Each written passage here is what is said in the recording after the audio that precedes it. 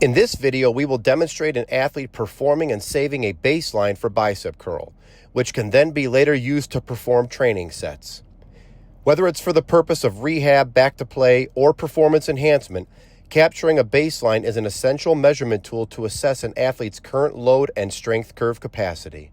This user's profile has already been created and is now in the baseline settings page.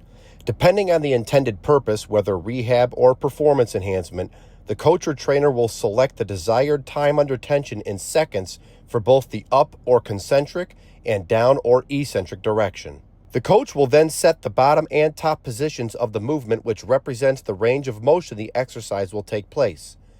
This ensures that whether the athletes are under a rehab or performance protocol, they are always performing movements in a contracted state where they are pain-free and can train safely and confidently. Once the exercise begins, the athlete's only focus is to generate maximum force into the bar for the entire duration of the rep. If the athlete is rehabbing from an injury, they will provide the most amount of force possible without experiencing pain.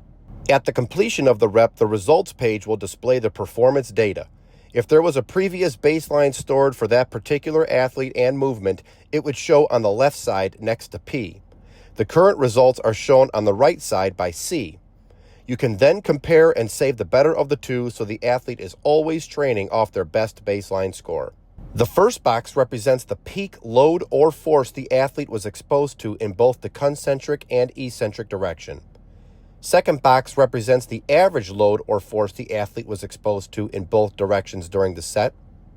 And the third box represents the total cumulative load or force the athlete exerted throughout the entire rep for both directions.